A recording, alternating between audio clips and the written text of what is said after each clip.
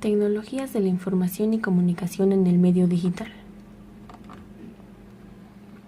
La educación y la formación continua son uno de los pilares sobre los que se sustenta la sociedad de la información, y es por ello justamente que las TICs se están mostrando como un recurso educativo muy potente. La transmisión de la información a lo largo de la historia. El uso de los recursos tecnológicos en los procesos de aprendizaje es un valor a analizar. Los nuevos modos de acceso, comunicación y proceso de la información tienen sin lugar a duda una gran importancia para la educación y el desarrollo cognitivo humano, y por eso es importante, para entrar en materia, hacer mención de diferentes medios utilizados por el hombre para transmitir, tratar, difundir y comunicar la información a lo largo de su historia. Hay que hacer mención de toda tecnología es producto de su propia evolución o de las tecnologías que han desarrollado el mismo hombre, aunque sea controlado o mediado por poderes políticos, económicos y sociales. Según Adele 1997, Bosco 1995 y Young 1995, podemos establecer en el desarrollo de la comunicación humana 4 fases. La primera es el desarrollo del lenguaje oral. El desarrollo del lenguaje oral comienza en los homínidos, produce a lo largo de los siglos una nueva dimensión a la interacción humana directamente relacionada con el tiempo, puesto que la palabra solo se produce en un momento concreto, pero permite la acumulación del conocimiento que era memorizado y transmitido verbalmente por los mayores, produciendo una cultura oral caracterizada por ser aditiva, agregativa, redundante, tradicionalista, centrada en la vida cotidiana, empática, situacional y participativa. Esto solo dura aproximadamente unos 500.000 años.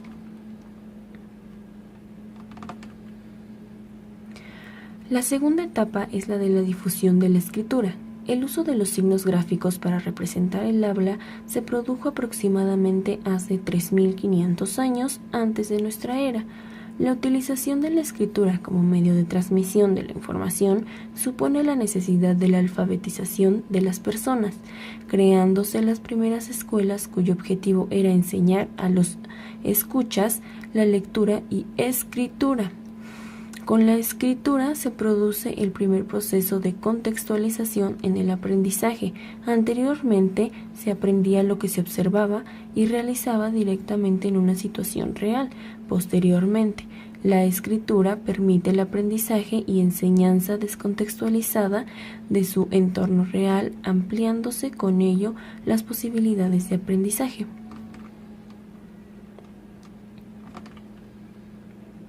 La tercera etapa es la aparición de la imprenta. La imprenta permitió una auténtica revolución en la difusión del conocimiento, haciéndolo accesible a todos y eliminando su carácter elitista. Este es, sin lugar a duda, uno de los avances culturales y sociales más importantes.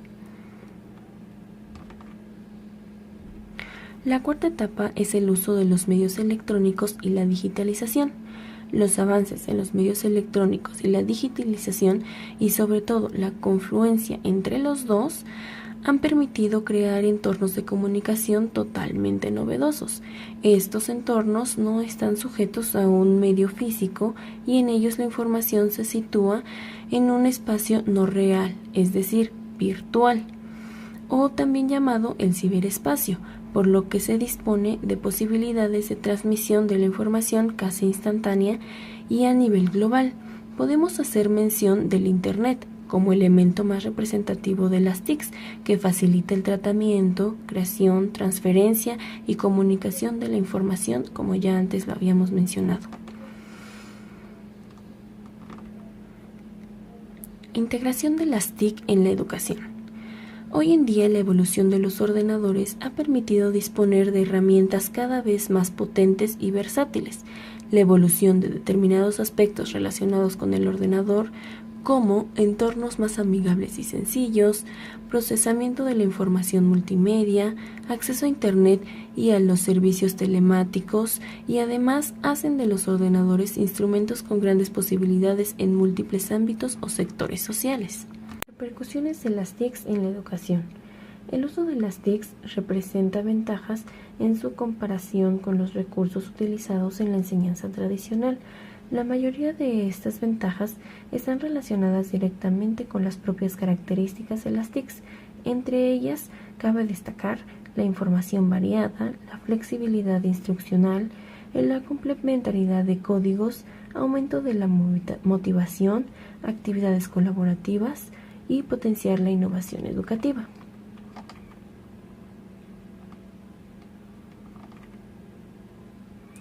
El uso de las TICs con fines educativos deberá atender a posibles riesgos que pueden influir negativamente en la adquisición de conocimientos. Entre ellos, podemos mencionar también la pseudoinformación, la sobrecarga de información y la dependencia de la tecnología.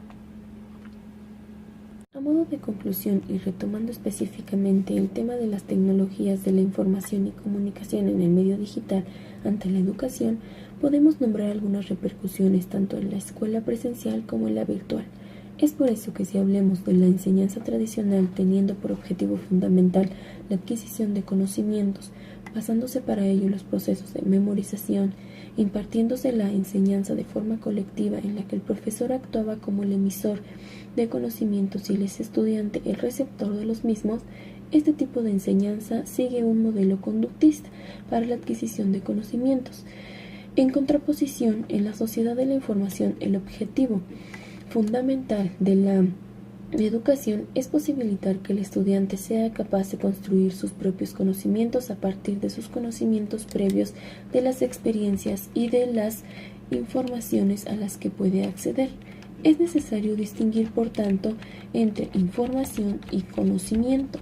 La mera disponibilidad de informaciones no garantiza la adquisición de conocimientos. Es necesario que el alumno, apoyado y guiado por el profesor, sea capaz de aprender a aprender. Esto es acceder a la información, comprenderla, resaltar las ideas fundamentales, estructurarla y tener una visión crítica sobre la misma. El alumno pasa a ser el centro del proceso de aprendizaje, es decir, es él quien construye el conocimiento a través del apoyo y guía del profesor. En este contexto son de gran importancia el uso de entornos y metodologías facilitadoras del aprendizaje que permitan al alumno aprender y convertir las informaciones en conocimientos. Las TICs son elementos adecuados para la creación de estos entornos por parte de los profesores, apoyando el aprendizaje constructivo, colaborativo y por descubrimiento. Existen diferencias en relación al uso que se ha realizado de las TICs en la modalidad de enseñanza presencial y la enseñanza a distancia, puesto que las características propias de cada una de las modalidades han llevado al uso de determinadas aplicaciones y servicios. No obstante, la influencia de las TICs ha dado lugar a sistemas de enseñanza semipresenciales como lo es el Blended Learning, que supone cambios organizativos e estructurales que gran calado en relación a las enseñanzas presenciales y a distancia. El ordenador puede ser en el aula una ventana a la sociedad en donde el alumno accede a informaciones y contenidos relevantes para su formación.